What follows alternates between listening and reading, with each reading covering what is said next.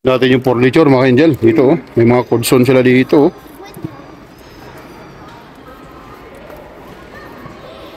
Mga angel oh. Oh. Mga basurahan din. Hintay ko may magandang deal dito mga angel.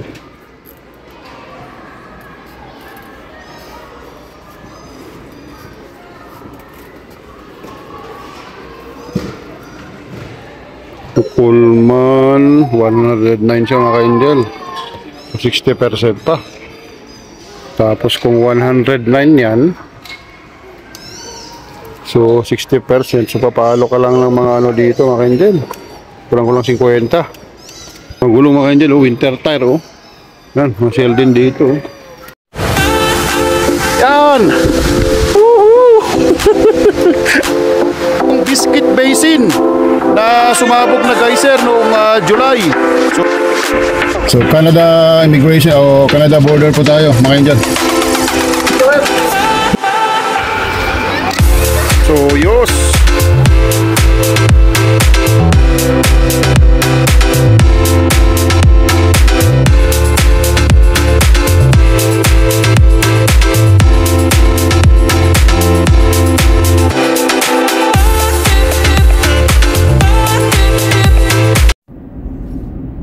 Hula ho mga ka-angel! So ito naman po yung lingkod yung katropa at kalakwatya, Kuya JJ. So mga ka-angel, sana nasa good mood po kayo ngayon. At para magkwekwentuhan po tayo ay on the way po tayo mga ka-angel sa treasure hunt dito po sa North Calgary. At malapit po yan sa Cross Iron Mills. So maganda po dito mamili mga angel kasi aside from bago yung mga products ay parang liquidation area siya. So may mga bago, yung mga unopen, may mga yung mga overstocks po ng mga malalaking department store or mga groceries dito sa Calgary. At saka may mga return din po, kumbaga semi-new. Bakit semi-new? Kasi ni-return po nila. But pagka i-analyze nyo po, okay naman po siya. Siyempre may mga customer po kasi na medyo sensitive, ayaw nila yung ganong product, so kaya binabalik. Yung iba may mga sira, so mga ganon. Pero yun na mga angel. At that's fine, kasi hindi naman sa overuse. At saka mostly mga bago rin po, mga overstock. So titikin tayo kung may mga magandang good deal mga ka-angel. At saka maghahanap din po kasi tayo ng mga yung kumbaga airbed, para tamang tama pagdating po ng summer ay meron tayong extra airbed. Kasi may usually siyempre pag tumatagal mga ka-angel, mga airbed bumibigay din yan, kakaroon ng mga butas. At least meron tayong laging reserba sa car. At hindi tayo mamroblema kung limbawa may butas na pala yung airbed natin, yari na tayo. Hihiga tayo sa malamig na floor or dun sa basa or patigas. Siyempre yung campsite mga angel, pagka madaling araw po yan malamig pa rin kasi bundok, mga grass, ganyan. So kaya ganun mga kasi ganun po mga ka-angel yung mga buhay lang dito sa Canada, yung mga ganyan. Pagdating ng summer, mga camping, picnic, ganyan, with the friends, ganyan. Para at least maiba naman po ay sa pagka po extreme cold, yung mga January, February, ganyan, March, ay nakakulong po tayo mga angel. Siyempre kasi malalamig po yung temperature. Siyempre ibig sabihin mga angel ay hindi tayo laging nakakalabas kasi siyempre snow po sa labas. Nakakalabas pa rin tayo mga angel. What I mean is hindi tayo makapag-camping ng ganon ka-extreme cold. So but may mga tao po na nagka-camping, pag snow camping, may mga snow kumbaga ice fishing din, mga nagpi-fishing din kahit nag-yellow na po yung lake or yung mga river, ay may mga nagpi-fishing pa rin po. Binubutasan po nila yung mga ilog or yung lake, tapos yun magpi-fishing po sila. Kasi hindi po ibig sabihin kasi mga ka-angel na pagka nag-frozen na froze na o nag-freeze na yung isang lake ay hanggang doon sa pinaka kumbaga bed na, yung pinakailalim hanggang sa lupa ay na frozen na rin po. Hindi po, may mga ano lang po yan, mga ilang inches or ganyan o meters ganyan yung napo-froze. And then after sa frozen area, tubig pa rin po siya. So yun mga ka-angel, at yun, sana may magandang deal para maka-ano tayo, at least maka-menos tayo mga ka-angel. So yan mga ka-angel, at nakapila yung mga car. Yep. Kasama na tayo doon dahil nagbiblink po yung lights po ng rail. Baka may parating po na yung C-train, yung pinaka LRT dito sa Calgary, or parallel po kasi yung cargo, yung Canadian Pacific. Sana wag naman Canadian Pacific kasi mahaba po yun mga. Oh yun, sakto. So yan po yung pinaka LRT ng Calgary mga angel. Yun po yung tinatawag nilang Calgary Transit. So C-train, ACA C-train mga angel. So yan, at least ano lang yan, mga yung C-train lang para mabilis lang siya na umangat yung harang. Kasi po pagka yung Canadian Pacific mga angel, naku po, kakaamot na lang po kayo ng ulo kasi baka malit na po kayo sa trabaho dahil mahaba po yun mga angel. Ano yan mga angel, yung Canadian Pacific, yan po yung isang mga dahilan kung bakit nagkadugtong-dugtong yung mga provinces po ng Canada, especially po doon sa British Columbia. Kasama po yan sa history ng Canada na tinatawag nilang from east to west. At na-feature na po natin yan mga ka-angel ng mga nakarang video natin nung nag-travel tayo sa British Columbia, na daanan natin yung Rogers Pass na isa sa mga dahilan din o sa mga kumbaga naging way para magkadugtong-dugtong po yung mga provinces ng Canada. At dyan po dinaan yung train, yung Canadian Pacific, and of course yung Trans-Canada Highway sa Rogers Pass, British Columbia. So ayan mga ka-angel, at medyo busy kasi tulad ng sinabi ko mga ka-angel, marami na pong lumilipat dito sa Calgary or Alberta, Edmonton, like that. Kasi I'm pretty sure the main reason is the cost of living, or the tax, yung mga prices, yung mga real estate prices like that. Dahil po of course tulad ng sinabi ko, yung Alberta mga ka-angel ay we do not have a tax like a sales tax. It came from the federal government. Actually yung mga tax dito, hindi po it came from the government of Alberta. So bakit po mga ka-angel na ganoon? Hindi po tayo eksperto, but based sa mga analyze natin at yung mga research natin ay because of the oil industry na nagiging dahilan at na hindi na nagpapatax ng sales tax yung Alberta government. Dahil po yung oil is malaking bagay na po yun, na doon sila kumukuha ng pondo para po mapatakbo yung province. Kaya we always very thankful dahil dito sa Alberta nagkaroon ng mga malalaking minahan ng oil and gas, especially po sa north, doon po sa Fort Mac, sa Wood Buffalo sa Alberta. Then maybe some other time mga ka-angel ay bibisitahin natin yung Fort McMurray mga ka-angel, yung Wood Buffalo, at may pakita ko sa inyo kung ano ba ang itsura ng area na yon na tinatawag nilang kumbaga oil and gas country. So yan, ang tabayan yun mga ka-angel. Kung magkaroon tayo ng time ay bibisitahin na tayo yung Northern Alberta. Ako rin mga ka-angel, nakukompuse ako kasi pag i-zoom natin yan sa map ay malaki po yung area ng minahan talaga. Mas malaki pa yata, or maybe yung isang city, big city, yung area ng mga minahan doon. Makikita mo kasi mamumuti-muti siya mga ka-angel sa map eh. Kaya ganun. So yun mga ka-angel, at alam po natin na nagkakaroon ng mga struggle or may mga issue, mga hindi magandang balita pagdating po sa mga foreign students at saka mga foreign worker, dahil po na inihigpitan po ng Canadian government ngayon yung pag-process po ng mga permanent resident, yung mga work permit, yung mga related po sa mga foreigner, dahil sa sobrang dami po talagang pumunta sa Canada mga ka-angel, ay tulad po na i-feature natin yan.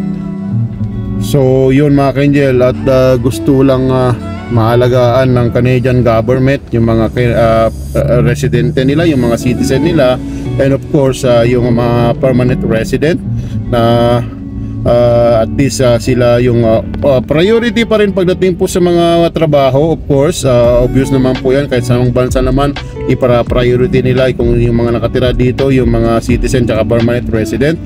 It doesn't mean na hindi nila, ayaw nila sa mga foreign worker. Of course, they are very welcome, but gusto kasi nila na yung mga available na work ay ma-accommodate po yung mga nangangailangan dito muna sa Canada. And of course ay after that, and one more thing is yung mga housing, yung mga matitirhan po ng mga tao na kung nandito sila sa Canada ay ayaw nilang ma-homeless din. At the end of the day, homeless na naman yung kahihinatnan ng mga pumupunta dito. At in that case po mga ka-angel, magiging bad image po yan ng Canada. Kaya kailangan nilang i-moderate for the meantime maybe. And tulad ng sinabi ko, paiba-iba po yung patakaran po ng Canada. Yearly yan, nagbabago. Ay may mga update sila. So antabayanan po natin yan. Huwag po tayo mawalan ng pag-asa. Always pray hard. It really works. At always tayo nakamonitor tayo sa internet kung ano yung mga nangyayari sa Canada. Kung gustong gusto po talaga natin na mag-stay dito, mag-work, think positive always po mga ka-angel. Kasi tulad po ng sinabi ko, nung pumunta rin po ako ng Canada mga ka-angel, ay may malaking big issue pagdating po, same situation like this, almost similar, na may isang company na parang nabubulol na ako mga ka-angel, priority nila yung pag-hire po ng foreign, hindi po sa Canada. And meron pong mga citizen or like a permanent resident here in Canada. During that time ay mas hinire pa nila yung mga foreign talaga, yung status. So in that case, nagreklamo po yata yung residente dito sa Canada, and then nakarating po of course sa mga local government, and hanggang sa lumaki na, nakarating na po sa national or sa federal, hanggang sa naghigpit po sila that time. And during that time po, during that year, ay papunta na po kami dito sa Canada mga ka-angel. Nako, nung that time na palhat po in-stop nila temporarily yung mga pagtanggap.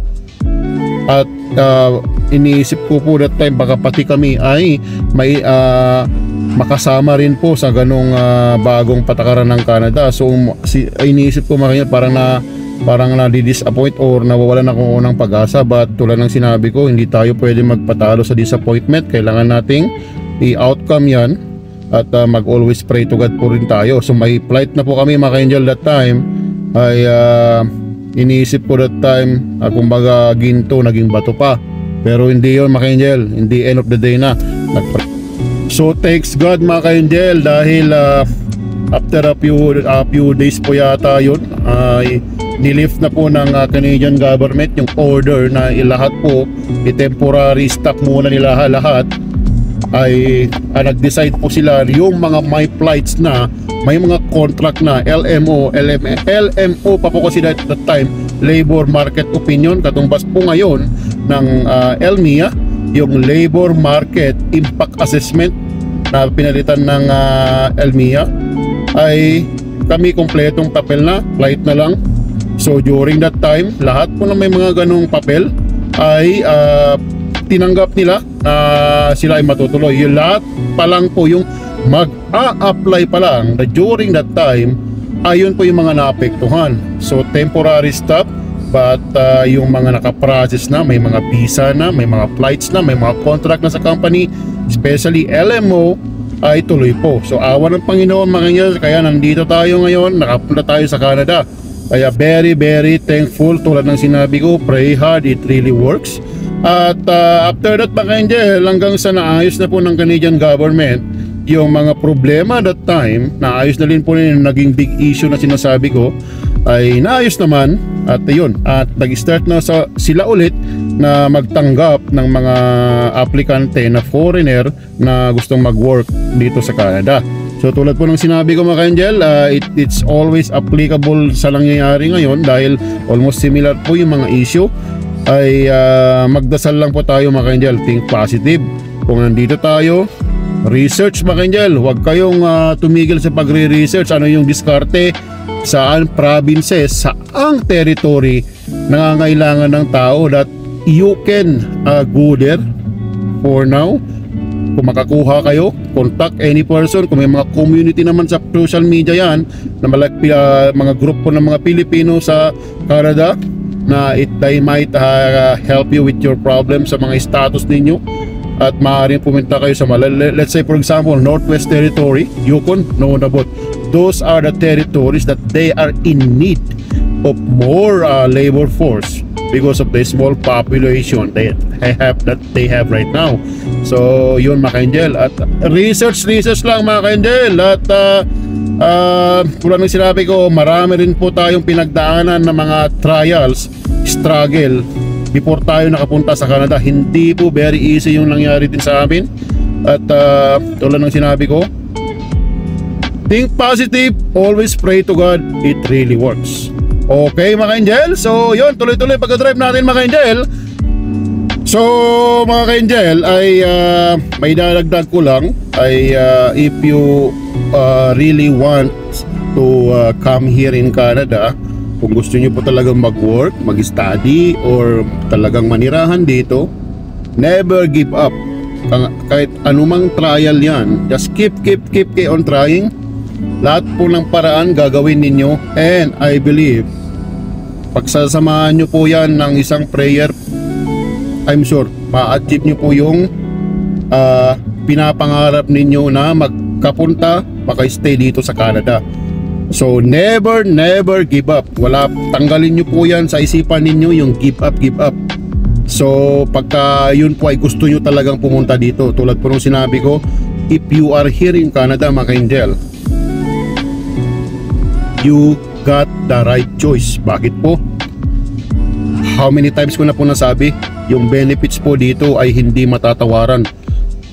Sa ibang bansa mga ka-angel, may mga benefits, but not all the benefit that we have right now in Canada ay wala po sa ibang mga country.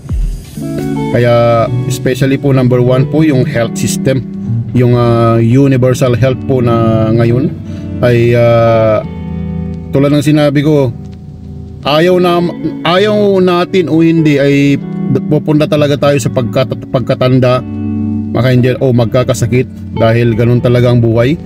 So kailangan natin ng hospital, pa-doktor, pa-check up at everything about sa health.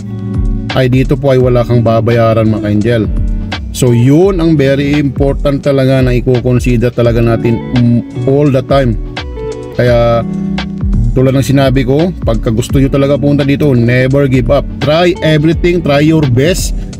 Hindi lang isang option mga ka-angel, kailangan may plan A, B, C, D, E hanggang siguro umabot dyan Z yung plan may mga ka-angel hanggang makuha nyo yung pinapangarap ninyo dito sa Canada. Sa akin mga ka-angel, marami rin akong struggle that time. Hindi rin maging madali tulad ng sinabi ko.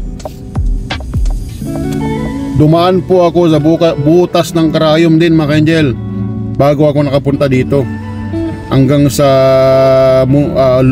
papunta na po sa lubog na tayo mga ka-angel. Pero never give up.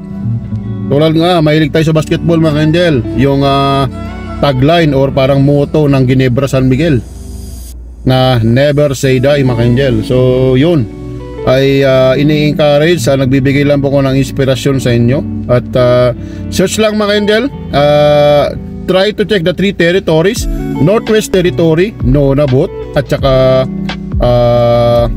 Yukon, kasi less population.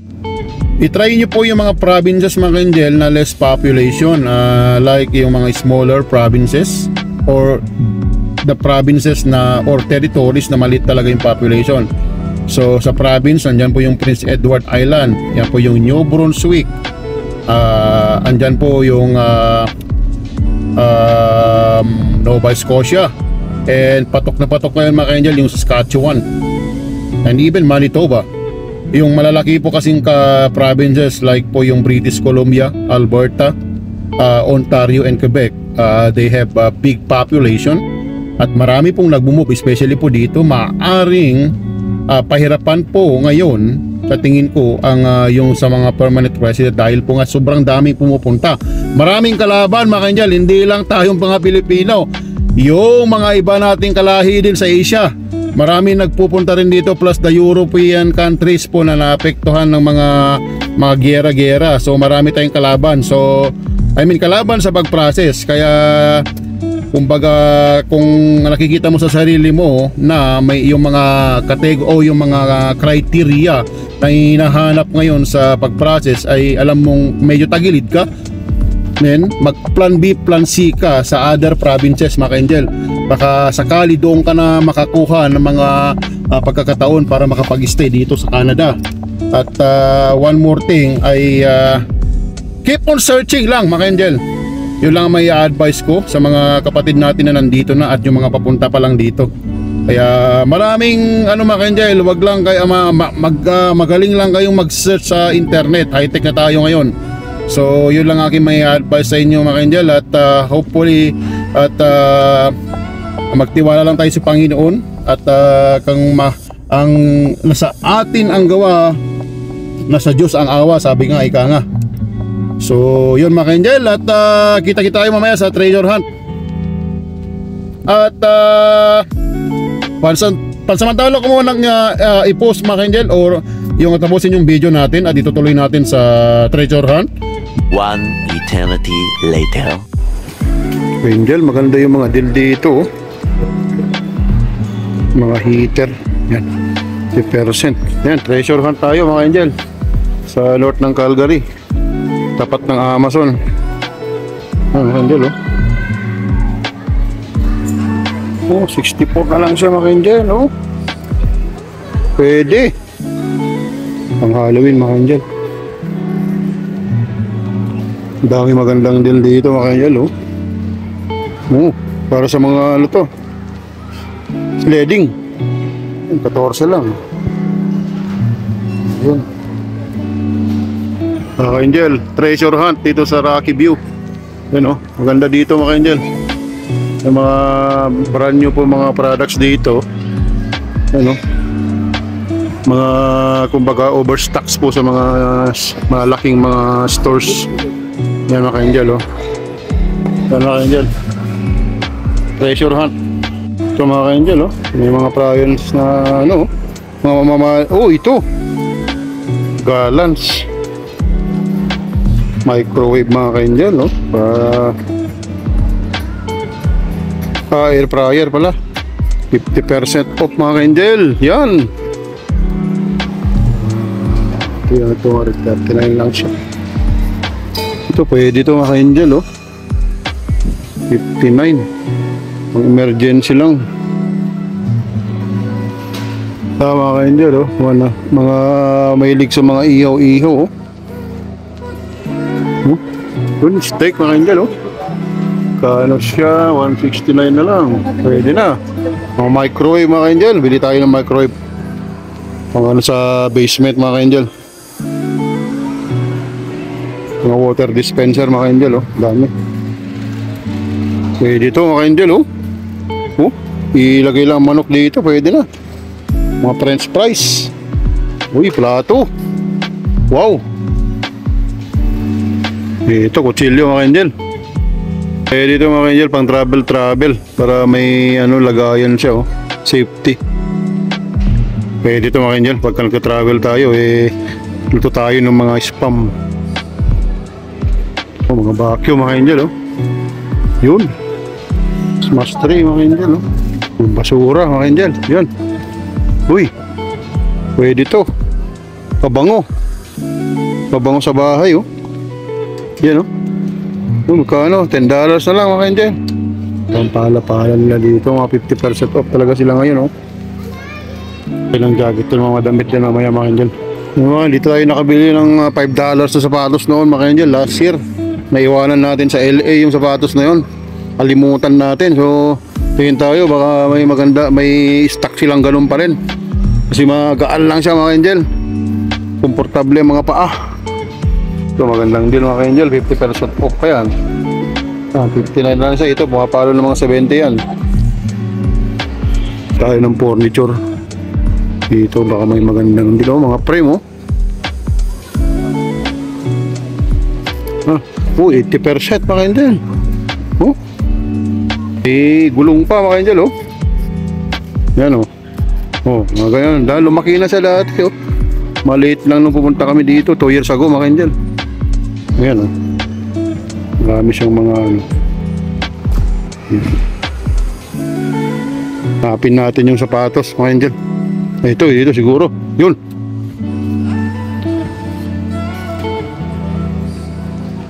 Saan na kaya yun? Baka may stock. Talagang ano mga angel, oh.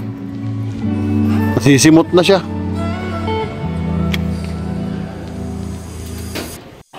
Mga angel, para sa mga ano to, oh. Yun, oh. Mga boating yata to. Mga fishing mga angel, oh. Oh. Pwede. Umura yata mo, 50% pa mga angel, oh. Mga fishing. Naman po yung haki mga angel, oh. Electric scooter mga angel, oh. So 25 kilometers an hour. Pwede na ito. 4 to 5 hours siya. So magkano kaya ito mga angel? 60%. Uy, 398 mga angel. Pwede na. Scooter. Airbed mga angel, oh.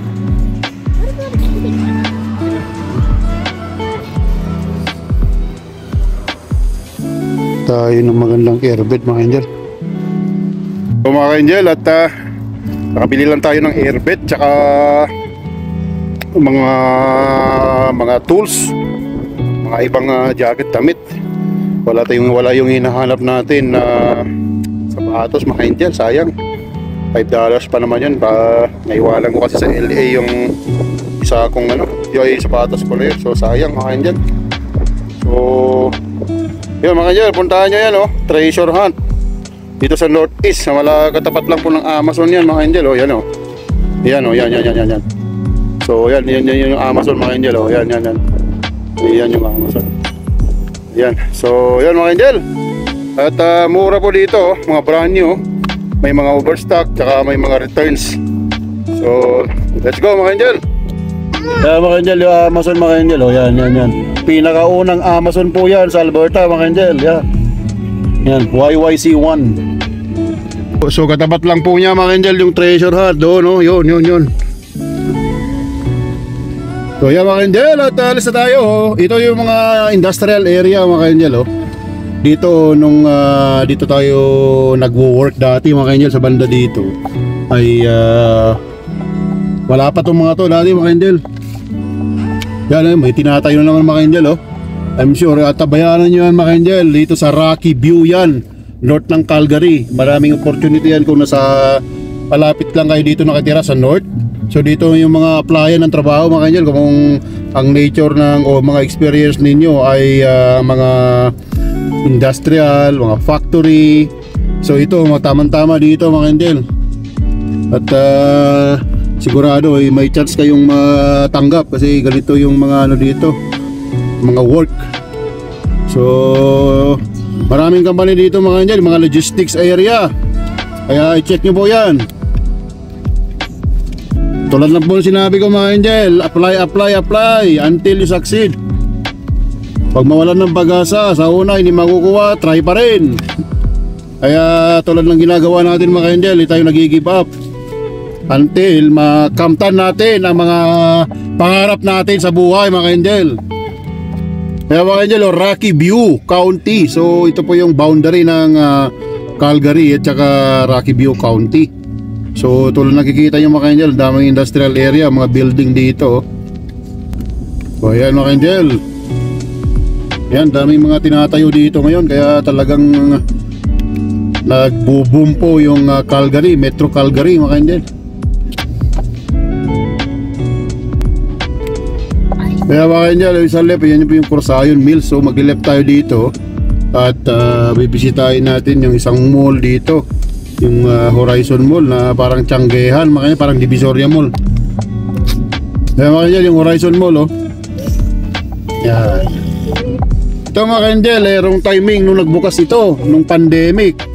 Kasagsagan ng pandemic, kaya parang nag-struggle nung nag-open siya dahil siyempre ang mga tao hindi lumalabas yan.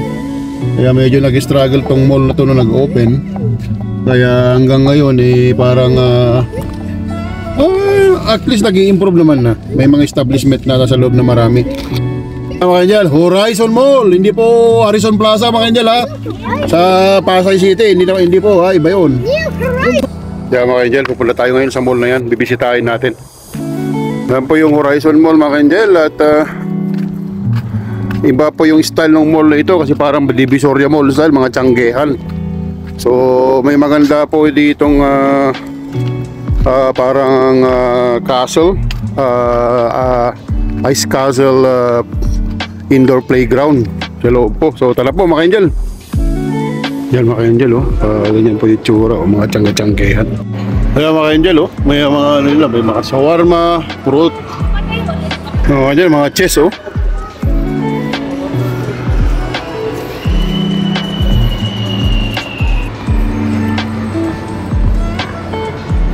Mga Angel, nasa Middle East tayo, oh. Dubai duty free. Yan, oh. Wow. Saan kasi disyerto dito? Mga customized ng mga mga mga sakyan, puwan ng sakyan. Uy mga Angel, oh. May marami pang mga open mga Angel, gusto yung magnegosyo dito. Mura lang yata yung negosyo dito mga Angel, pang rent. Sa muro mga Angel, oh.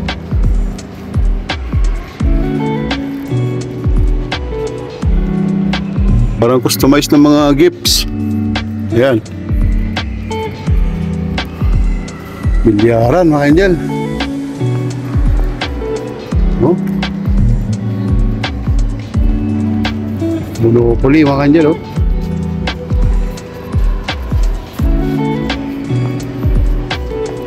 Smart Tech deal siguro. Nag-umaayos to ng mga laptop din. Mga Angel, Bathala. Wow. Yun, Bathala mga Angel. Mga electric scooter mga Angel, oh. Wow, 2,000 mga Angel. Scooter 425. Oh, mga aquarium mga Angel, oh. Mga isda. Fish, freshwater, tropical fish. So yan mga siguro yung mga accessories. Yan, oh.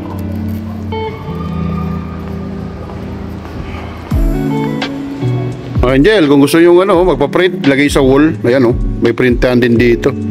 Ayan, mga insan natin mga Angel, oh, hindi nawawala yan. Ayan, mga insan natin, yan, oh. Gustong magpahula mga Angel. Ayan, oh. So mga Angel, uwi na tayo.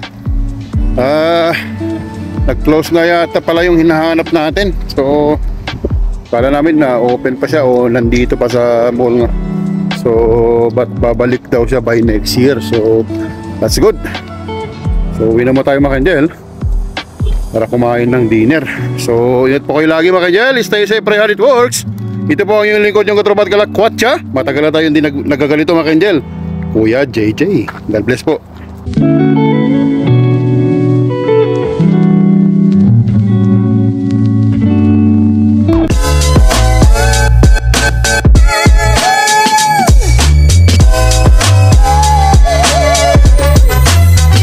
Mga Mga ka-Angel, dito po yung Biscuit Basin na sumabog na geyser noong July. So binalikan natin at tingnan natin yung itsura.